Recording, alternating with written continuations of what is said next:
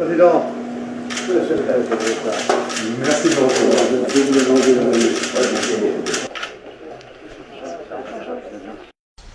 Excellence, je vous réitère la bienvenue. J'espère que ce séjour permettra un meilleur rapprochement, encore plus que ce qu'il y a entre nous, que les rencontres algéro-américaines ont toujours eu une certaine intensité. C'est lourd. Ça se termine toujours bien, une compréhension, parce qu'il y a beaucoup de similitudes, énormément de similitudes dans notre lutte pour notre libération et la vôtre. D'ailleurs, nos deux journées nationales d'indépendance, c'est quelques heures qui nous séparent. Pour vous, c'est le 4 juillet, pour nous, c'est le 5 juillet. Le système, la démocratie américaine, personne ne peut la contester. C'est un peuple qui s'est construit sur la démocratie. Nous essayons, nous aussi, de bâtir notre démocratie avec nos propres valeurs et notre propre histoire. Elles se rejoignent, de toute façon, la démocratie étant le fait que les institutions soient représentatives réellement d'un peuple et d'un... En ce qui concerne, bien sûr, l'arbitrage des États-Unis d'Amérique dans tous les conflits internationaux, dans toutes les... Nous sommes pour.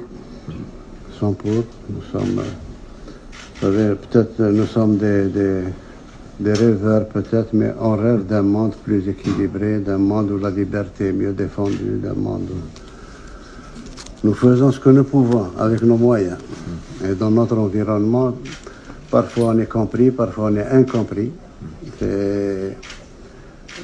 savez, notre environnement, on est entouré de pays qui ne nous ressemblent pas beaucoup, en dehors de la Tunisie. D'ailleurs, c'est pour ça qu'il y a des relations très intimes avec la Tunisie, parce qu'on se ressemble dans beaucoup de domaines. Sinon, toutes nos frontières sont en flammes. La Libye, déstabilisée. Après la Libye, bien sûr, il y a tout le Sahel, il y a tout ça va du Tchad au Burkina, au Mali, Niger. Et même la Mauritanie est chancelante. Elle n'est pas très puissante. Bon, à côté, nous avons le royaume du Maroc. Bon. Nos relations ont toujours été coup-ci, coup-ça. Depuis notre indépendance, c'est pas récent. C'est pas l'affaire du Sahara ou l'affaire du... Il y a deux mentalités, deux manières de voir les choses, deux manières de... Autant nous respectons tous les peuples, on respecte les frontières des peuples, on respecte... Autant eux sont expansifs, tout ce qui c'est... Vous savez, le Maroc, personne n'oubliera, aucun Algérien n'oubliera que nous avons été attaqués en 1963. On n'avait même pas d'armée régulière. Nous avons attaqué avec les forces spéciales, les hélicoptères, les avions. Nous avons eu 850 morts pour qu'ils prennent une partie de notre territoire. Ensuite, ils ont refusé l'indépendance de la Mauritanie depuis 1960.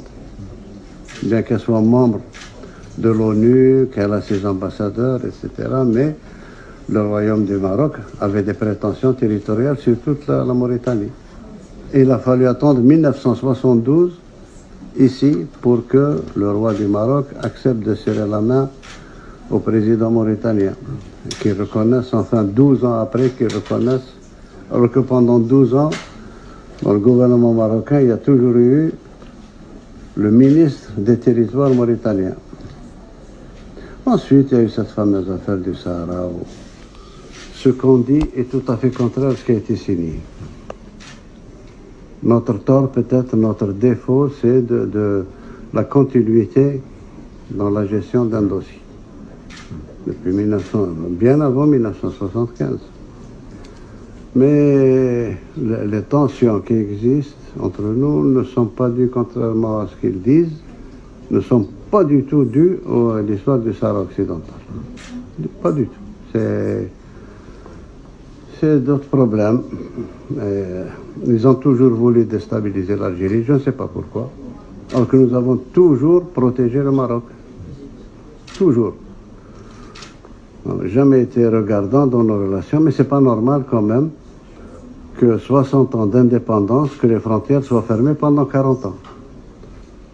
Le problème du Sahara occidental, c'est 1975, c'est bien après. Et je pense que le ministre des Affaires étrangères a beaucoup de documents qui sont signés par le roi Hassan II, que Dieu ait son âme, c'est lui qui a insisté pour l'autodétermination. Et puis notre position, vous savez, notre position vis-à-vis du Sahara occidental, pas vis-à-vis du Maroc, vis-à-vis du Sahara occidental, ils savent très bien que ça a été toujours notre comportement pour Timor-Est. Timor-Est, on a fini par convaincre nos amis indonésiens avec lesquels on était très très proches qu'il fallait qu'ils lâchent Timor-Est, qu'ils donnent l'indépendance. Et c'est ce qui s'est fait. Et nous sommes restés très liés à l'Indonésie. C'est valable pour les Comores, c'est valable pour d'autres territoires. Tous les efforts de la diplomatie algérienne ont été mis au service de la destruction de l'apartheid en Afrique du Sud. Tous nos moyens ont été mis sur ça. On a profité du fait de présider l'Assemblée générale de l'ONU pour pouvoir exclure à cette époque-là l'Afrique du Sud de toutes les organisations internationales, de tous les... Le jour où Mandela est sorti de prison, le jour où l'apartheid est tombé, nous constituons à ce jour un axe indéfectible entre Pretoria et Alger. Donc c'est pas nouveau, c'est pas le Sahara occidental qui nous... Ben, nous avons toujours traité de la même manière les dossiers du Sahara occidental et le dossier de la Palestine. Tous ces Palestiniens, notre position ne changera pas. Il y a une décision qui a été prise au niveau de la Ligue arabe de faire la paix avec Israël et que Israël reconnaisse l'État palestinien. C'est ce qui a été fait, c'est ce que nous suivons jusqu'à présent. Donc c'est la paix contre les territoires, etc. Mais nous n'avons aucune animosité vis-à-vis d'eux. Le seul problème qu'il y a entre nous, c'est la Palestine. Rien d'autre. Absolument rien d'autre. Donc voilà un petit tour d'horizon pour la Libye. Nous sommes contre la présence de tous les mercenaires, de quel bord qu'ils soient. On n'accepte pas de mercenaires à nos frontières. Nous avons tout fait pour que nos frères libyens aient l'occasion de s'exprimer. Et nous avons, ça fait 2 ans maintenant que nous bataillons pour cette histoire d'élection au niveau de la Libye, parce qu'on a tiré les conclusions que ceux qui sont désignés ne représentent personne. À chaque fois, on désigne des gens qui ne représentent qu'eux-mêmes. Et on reprend, et on refait, et on reprend jusqu'à la dernière crise qu'ils ont chez eux, entre Dbeiba et celui qui a été nommé par le pseudo-Assemblée nationale d'Aguila et autres. Et ça continuera. Ça continuera parce que personne parmi eux n'est représentatif de quoi que ce soit. Et ce qui est pire, c'est qu'en Libye, il y a des forces qui font la guerre pratiquement par procuration. Et quand on a affaire à des forces aussi puissantes, ce n'est pas les Libyens qui peuvent les faire sortir. Ce n'est pas les Libyens, c'est la Libye. Quand on s'est rencontrés à Berlin, on s'est entendu pour que tous les pays concernés par la Libye s'engagent à ne jamais plus faire rentrer d'armement ni de mercenaires en Libye. Au contraire, il fallait désarmer. Oui, monsieur le secrétaire d'État, vous savez, 2 mois après, il y a eu une introduction en Libye de 3000 tonnes de matériel et d'armement. Ce qui veut dire que la solution se trouve ailleurs. La solution se trouve, moi je pense, entre les mains des grands, à travers l'Organisation des Nations Unies. Actuellement, on a la présence de Wagner, on a la présence des Syriens et autres amenés qui sont nos amis, nos frères, les Turcs.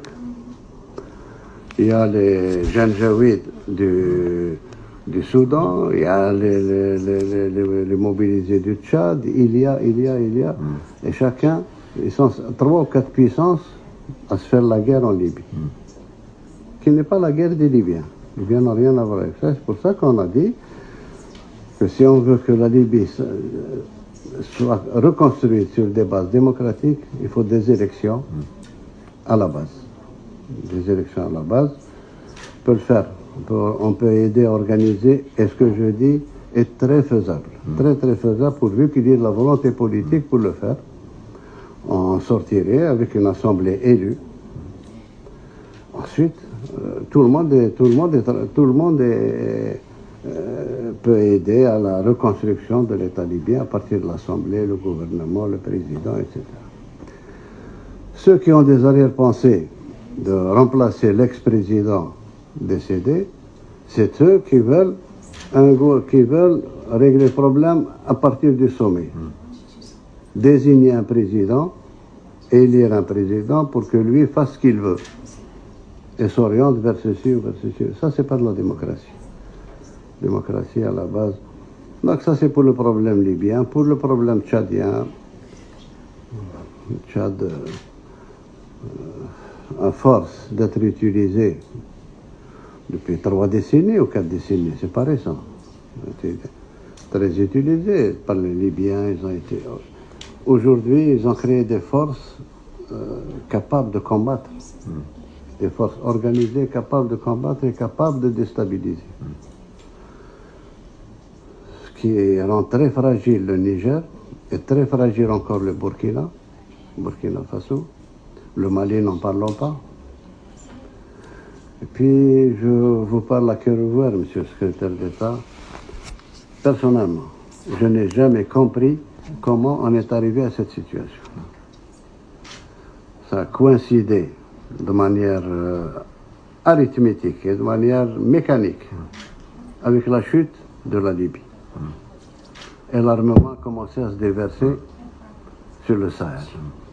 Tout le monde voyait ce qui se passait. Personne n'a arrêté. C'est jusqu'au moment où il y a eu Barkhane pour éviter que Bamako ne soit prise par les terroristes. Je peux vous parler du problème malien parce que c'est le problème qui nous est le plus proche. Très proche même, puisque depuis notre indépendance, depuis 1962, nous n'avons jamais arrêté d'intercéder et d'intervenir entre les tribus maliennes. Comme c'est nos frontaliers, il y a beaucoup de Maliens dont les origines sont algériennes et beaucoup d'Algériens dont les origines sont maliennes. Ce qui fait que nous intervenons à chaque fois pour calmer les velléités tribales, les velléités ceci, cela, depuis Modibo Keïta jusqu'à ce jour. Jusqu'à ce jour. Malheureusement, là aussi, il y a eu des interférences. Beaucoup d'interférences qui ne nous ont pas permis d'agir. Nous sommes arrivés aux accords d'Alger qui réglaient définitivement ce problème d'antinomie entre le nord Mali et le sud Mali. Il y a eu des intervenants, on n'a pas pu l'appliquer. Il n'est pas appliqué à ce jour. Et ils sont en train de tout faire pour que ça ne s'appliquera jamais. Ils sont en train de changer les données et la donne. Tous les signataires sont venus à Alger jusqu'à présent, sont en contact avec Alger et ils tiennent à l'exécution de cet accord, ce qui n'est pas l'avis de l'actuel Premier ministre malien, nommé par la junte, qui lui ne reconnaît pas, qui est même contre, il le dit, il l'écrit. Donc on en est là, Il y a eu des incompréhensions avec nos amis français, nous n'avons jamais voulu intervenir. Il y a une entraide qui se fait sur le plan sécuritaire, sur le plan. Mais nous avons toujours dit que la force, c'est pour asseoir la paix, pas pour chercher la paix. Une fois que la paix est revenue, il faut la renforcer avec la force. Mais en attendant, il faut chercher ailleurs une présence militaire dans un Sahara aussi important et avec cette multiplicité de problèmes ethniques ne peut servir que sous forme d'appel d'air du terrorisme, sous une forme ou une autre. Sous une forme ou une autre. Nous aussi, on a subi ce que nous avons subi. On nous a enlevé. Nous savons qu'est-ce qu'il a fait. On nous a enlevé nos diplomates, ils en ont tué 2. Je ne sais même pas où est-ce qu'ils sont enterrés. C'est le prix que nous avons payé, que nous continuons à payer pour le Mali et pour l'unification du Mali. Il y a une certitude qui ne changera jamais pour nous, c'est l'unité territoriale du Mali. L'unité du peuple et du territoire. On essaye de faire en sorte qu'on revienne à plus de compréhension de ce problème-là, que ce n'est pas un problème de, disons, de puissance géopolitique ou autre. Ce que nous voulons, c'est que nos frontières soient calmes. Et ce que nous dépensons actuellement pour protéger nos frontières, on souhaiterait le mettre dans le développement de notre jeunesse, dans le développement de notre territoire. On n'a pas besoin d'autant d'armes ni autant de... Ça, c'est pour nous défendre. D'ailleurs, nous avons une théorie militaire de défense. Nous n'avons jamais eu une théorie d'attaque ou d'aller ailleurs. Jamais. Voilà un peu l'histoire. Pour peut-être couronner le tout, je pense que il est temps aussi qu'on s'occupe, nous sommes en train de nous occuper de nos problèmes internes. Nos problèmes internes qui font que, durant ma campagne électorale, j'ai été très clair. C'était très clair. C'est rare quand un candidat à la présidence écrit ses engagements. Et moi, je suis tenu par ce qui a été écrit, parce que j'ai dit. C'est généralement, on dit que les promesses ne valent que par ceux qui y croient. Moi, je les ai écrits et nous sommes en train de les suivre. C'est un pays très jeune. Moi, je me suis attelé jusqu'à présent et je ferai jusqu'à la fin de mon mandat d'introduire le maximum de jeunes dans le pouvoir.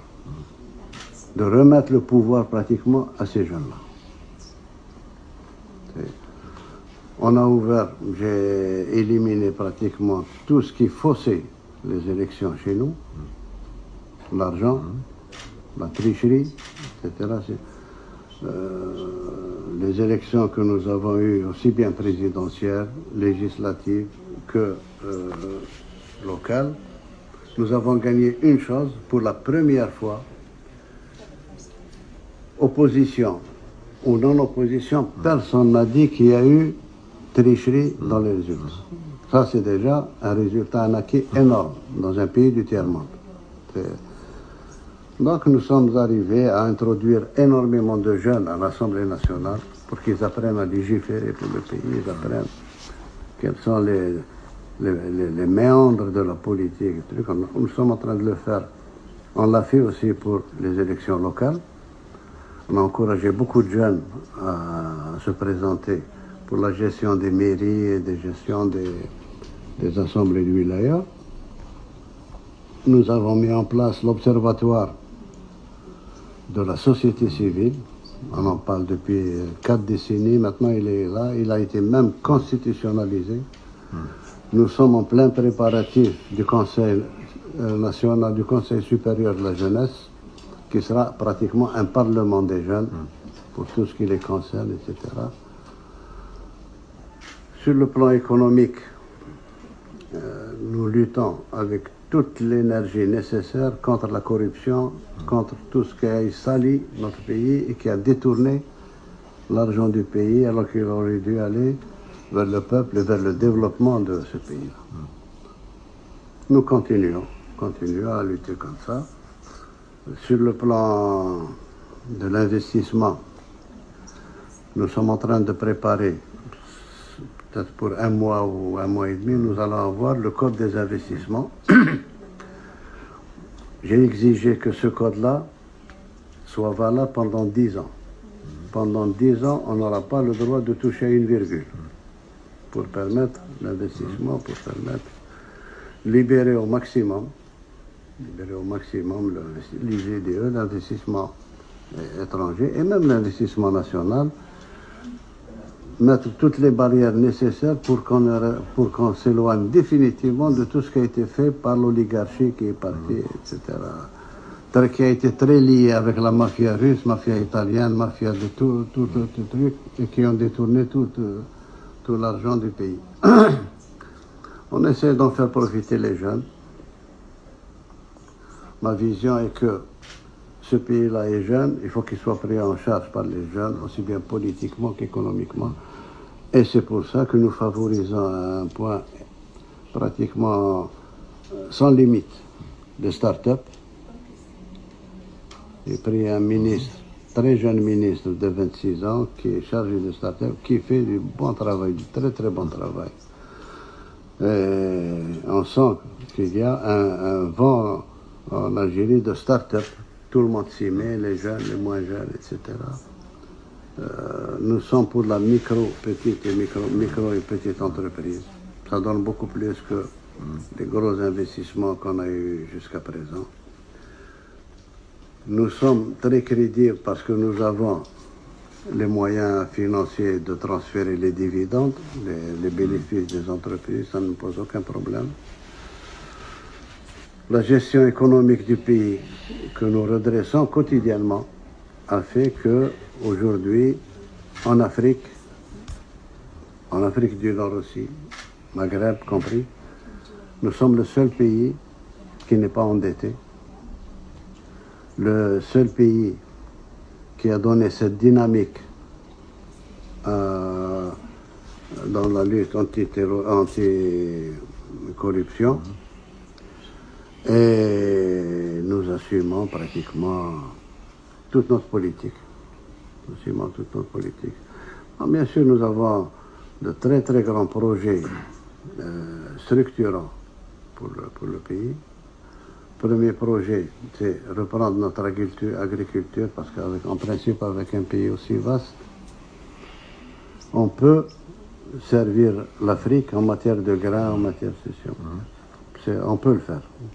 C'est techniquement très faisable. J'ai toutes les données depuis que j'étais administrateur sur ce plan-là. On peut produire facilement, on peut arriver à 30 millions de tonnes. Nous avons besoin de 9 millions. Et les 21 millions peuvent être exportés vers l'Égypte, vers le Maroc, vers la Tunisie, sans problème. Sur le plan de l'élevage, nous avons un déficit. Nous avons un déficit en matière de lait. Nous importons énormément de lait en poudre que nous recomposons avec de l'eau ici. Ça, c'est sur le plan de l'agriculture. Sur le plan de transport, nous sommes en train de reconstituer la flotte marchande algérienne. Nous sommes en train de reconstituer aussi la flotte aérienne, parce que jusqu'à présent, il y a presque la moitié du globe terrestre auquel on n'accède pas. Il faudrait y aller partout maintenant. Sur le plan du transport ferroviaire, c'est l'une des bases de mon programme, c'est d'arriver, comme ça a été prévu avec le port centre d'Alger, d'arriver à en faire un port africain qui permet de transporter tous les conteneurs par voie de chemin de fer jusqu'au Mali et jusqu'au Niger.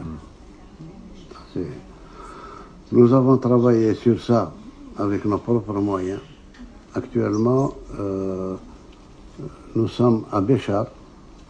La voie de chemin de fer est à Béchar. Béchar est à 900 km d'Alger, dans le sud-ouest. Il reste, pour atteindre Adrar, à peu près 560 km à refaire. Et d'Adrar, on va directement sur le Mali. Le Mali. Pour reprendre un peu, une société qui existait du temps de la colonisation qui s'appelait Mer Niger. C'était Les marchandises arrivaient par train jusqu'à Béchar et puis repartaient par camion jusqu'au Mali et au Niger. Voilà globalement, de manière très très très succincte, l'Algérie, telle que je vous en parle. Je vous remercie de votre écoute. Monsieur le Président, merci beaucoup pour ce tour d'horizon très détaillé, très intéressant. J'ai eu l'occasion d'évoquer les sujets de politique étrangère avec le ministre, mon ami, de longue date. Et effectivement, je me réjouis de me retrouver en Algérie. J'étais là en 2016. Je suis très content d'être de retour pour justement approfondir les relations entre nos deux pays, le travail en commun sur les dossiers de sécurité que vous avez évoqués et aussi le travail en commun sur les opportunités économiques, d'investissement, de commerce entre nos pays. Je crois que les projets de loi que vous avancez feront que le climat d'investissement sera encore meilleur. Il y a déjà une bonne fondation sur laquelle il faut bâtir, mais je sais que nous aurons l'occasion de rentrer dans les détails dans la conversation à venir. But in any event, it's wonderful to be back in Algeria after last being here in 2016. Thank you for sharing this wonderful tour of the region, the world, and our relationship. Thank you.